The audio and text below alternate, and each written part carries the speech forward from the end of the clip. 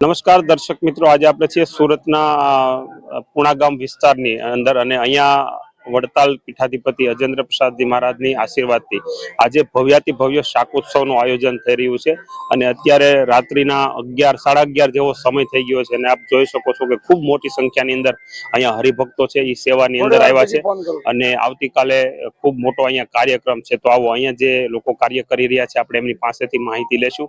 જય સ્વામિનારાયણ। સ્વામીજી, આ જે કાર્યક્રમ છે એના વિશે અમને માહિતી આપશો। જય સ્વામિનારાયણ। સુરત મુકામે પરમ પૂજ્ય સનાતન ધર્મ ધુરંધર 1008 આચાર્ય મહારાજ શ્રી અજેન્દ્ર પ્રસાદજી મહારાજ શ્રી અને પરમ પૂજ્ય ભાવિ આચાર્ય 108 શ્રી નુગેન્દ્ર પ્રસાદજી મહારાજના ધર્મકુળના રૂડા આશીર્વાદથી ધર્મકુળ આશ્રિત સમસ્ત સત્સંગ મંડળ દ્વારા સુરતમાં ભવ્યાતિ ભવ્ય મહાશાકોત્સવનું આયોજન કરવામાં આવ્યું છે। આ આયોજનની વિશેષતા એ છે કે સૌથી પહેલા તો અહીંયા કોઈ બી આવશે એના માટે પાસની કોઈ સિસ્ટમ રાખી નથી। કોઈ પણ વ્યક્તિ આવશે એ આ મહાપ્રસાદનો પ્રસાદ લઈને જ જશે। અને બીજી વિશેષતા એ છે કે અહીંયા બધા સ્વયંભૂ સમર્પિત હરિભક્તો આવે છે, કોઈ પણ પ્રકારની અપેક્ષા વગર। અહીંયા એક જ એવો કાર્યક્રમ કદાચ સ્વામિનારાયણ સંપ્રદાયમાં જોવા મળશે કે કરોડપતિ માણસ હશે કે નાનો માણસ હશે, જેને શારીરિક તકલીફ નહીં હોય, બધા પલોઠી વાળીને બેઠા હશે। બાકી પંક્તિમાં નહીં એટલે સભામાં બેઠા હશે, આ બેઠા હશે।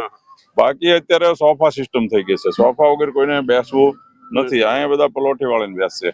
અને આચાર્ય મહારાજ શ્રી લાલજી મહારાજ સંતો બધા પધારશે, એના રૂડા આશીર્વાદ લેશે। હજારો યુવાનો આજે આવા પ્રસંગોના માધ્યમથી વ્યસન મુક્ત થયા છે અને માતા પિતાની સેવા કરતા થયા છે।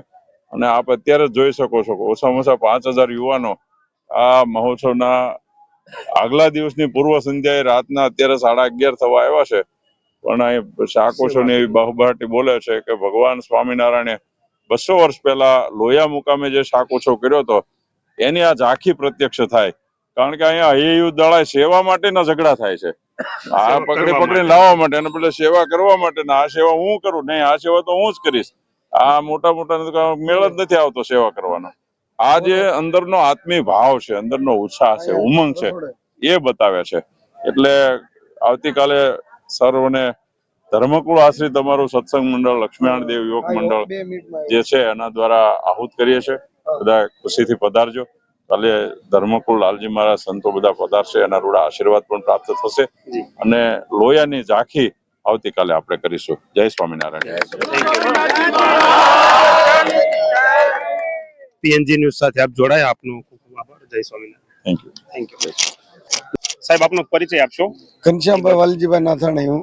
ઓકે। અને લાલજી મહારાજના કહેવાથી આ શાક ઉત્સવ ઉજવીએ છીએ અને 80 થી 90,000 માણસનું તૈયારી છે અને 450 મણ રીંગણા લેવા, 450 મણ લોટ બાજરાનો અને જારનો ભેગો કરી બનાવ્યો છે અને બધાય તમામ મંડળો, તમામ સુરતના અજેન્દ્ર પ્રસાદજી અનુયાયીઓ તમામ ને બધા કોઈ પાસની સિસ્ટમ એ નથી। અમારે જે આવે એ બધા જમી જાય એટલે એકદમ નિઃશુલ્ક અને સેવાના ભાવે અહીંયા કાર્યક્રમ થઈ રહ્યો છે। અને કુલ કેટલા રીંગણા તમે કીધા અહીંયા? 450 મણ। 450 મણ રીંગણાનું અહીંયા કાલે શાક બનશે અને એ સિવાય બીજો પ્રસાદ અને 3000 કિલો ટમેટા। 3000 કિલો ટમેટા। ઓકે। અને કોઈ પાસેથી કઈ ફાળો કોઈ નહીં, જે મનથી આપે એ વાત। ઓકે। એ સિવાય બીજો કયો કાર્યક્રમ અહીંયા છે? બસ આજ તે શાક ઉત્સવ છે। લોયામાં શાક ઉત્સવ મહારાજે કર્યો હતો ને, મહારાજને ભગવાનને રાજી કરવા માટે લોયામાં શાક ઉત્સવ કરેલો, એ પ્રણાલિકા પ્રમાણે અમારા નુગેન્દ્ર પ્રસાદજી મહારાજ કે તમે ઉત્સવ કરો। આપણે 3 વખત થી તો ઓલું થતું, વરસાદ ને એવું વિઘન આવતા, એટલે આ વખતે જુવાળો જ એવો જબરો છે। બરોબર। આ 22 વીઘાની અંદર છે અત્યારે। ઓકે। 22 વીઘા જમીનની અંદર આ બધું અત્યારે તમે અહીં આયોજન કર્યું છે અને અંદાજિત અહીંયા કેટલા લોકો આવતીકાલે આવવાની સંભાવના છે? તમે કાલે આવીને જોશો ને ત્યારે તમને ખ્યાલ આવી જાય કે 80 થી 90 નહીં, તમે તો એમ કેવો આ તો લાખ ઉપર માણસ છે। તમે જોવો ને, તમે રસ્તો જગ્યા નહીં। ઓલ ફેર આવ્યા ને CR પાટીલ લગભગ કલાકે તો ત્યાં સ્થળ ઉપર પહોંચ્યા હતા। બરોબર। એટલે અંદાજિત 1 લાખ થી પણ વધારે ભક્તો કાલે આ કાર્યક્રમની અંદર પ્રસાદ લેવાના છે। સવારે 26મી જાન્યુઆરીનો કાર્યક્રમ છે, ધ્વજવંદનનો। ઓકે। સવારમાં બંને સાથે કરવાનો। Okay okay.